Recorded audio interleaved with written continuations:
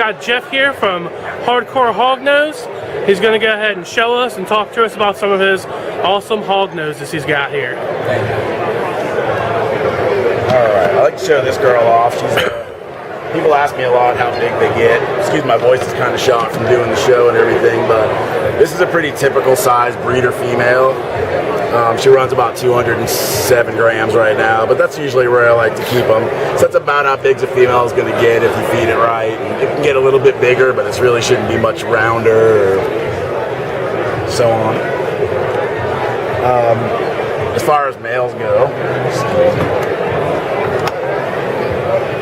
this is about an adult breeder size male. So I mean, you can see the size difference in the two of these. They tend to be a lot different, and it's pretty crazy how they make it work, but they do. Right, yeah. As you guys can see that the females are way bigger. And one of the best thing about, I think, Hognose is the bellies. Absolutely. They have that checkered belly. Yeah, some have the checkers, some have the solid black. Yeah, I really like the checkers. The bellies are really unique to the different hogs. The wild type patterns like this girl is pretty wild. Boy is pretty wild type. He's got a lot of hats, but you really can't see him in them. So he's pretty normal. What a normal hognose from that locale is going to look like. Make sure he doesn't get squashed in there.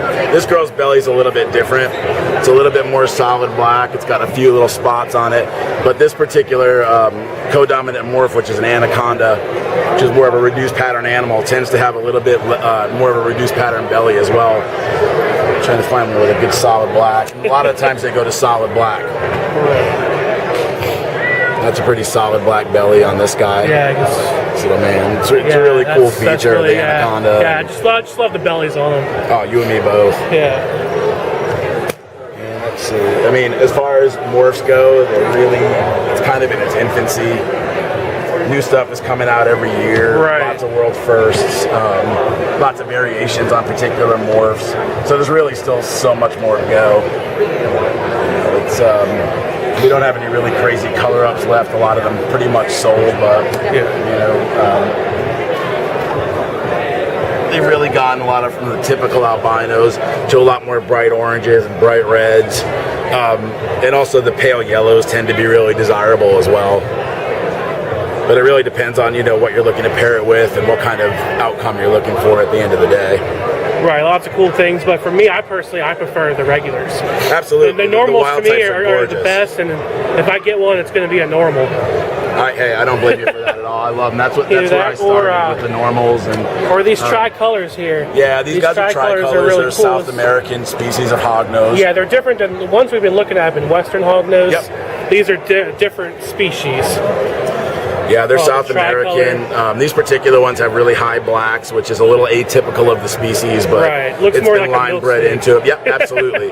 And the typical ones actually look a lot more like coral snakes, or one of their nicknames is a false coral. But they have really cool black bellies, and this girl's in shed right now, so her belly's a little bit milky, but they also tend to be a little bit more touchy. They like to false rattle like a corn snake would. Right. Rattle their tail around, make you think they're a rattlesnake, even though we know they're not. Yeah. Hognose in general, one way or another, they're great imitators. Whether they imitate a cobra or they tend to roll over sometimes and curl up their tail to look like the head of a bigger animal. Oh, sorry, girl. Yeah, could you talk about the defensive mechanism they do when they play dead? Absolutely. That's probably their number one. When they get their nickname at Diva when they do that? Yeah, without a doubt. That's the one they're most known for. They're drama queens, and a lot of times biting is really their last resort. It's something they really tend not to do. Yeah. They're not really good defense prey. What they'll do is the first thing is roll over and play dead. They do a big production, mouth open, tongue out, swinging back and forth. Right. It's Oscar winning. It's fantastic to watch. And, if that doesn't work, a lot of times they'll flip over and they'll curl their tail up to look like the head of a bigger animal, so that there's a bird coming in, it's not going to think it's a 3-inch hognose, but it looks like a much bigger snake. But they must, which is very typical of most colubrids. Right. Most snakes in general. But now the captive bred ones, they don't really do the playing dead nearly as much they do as out of the egg. Yeah, out of the egg. But it's not going to be a continued it's behavior pattern. pattern. Have one do it. That's more than a couple days. Right. yeah, as you guys can see, he was picking them up no problem. These guys are all really tame. Yeah, they're and Hognose are just really cool, and they get that name because I don't know if you guys could see in the close-ups, but they have a little. Their nose has a little little snout. Little shovel so that's nose. little shovel nose. That's why they get the name Hognose. Yeah, and they use that for digging and burrowing. So they use it like a little shovel, and they burrow into the dirt or the what have you, and get away from the predators and the sun and so on. All right, guys. Well, that was Jeff here at Hardcore Hognose. I'll put all of his information in the description. And like I said, if you're getting any type of Hognose or anything, look him up. You do ship, correct? So he ships all over the country. So anywhere you want to get one, you can get one here at Hardcore Hognose.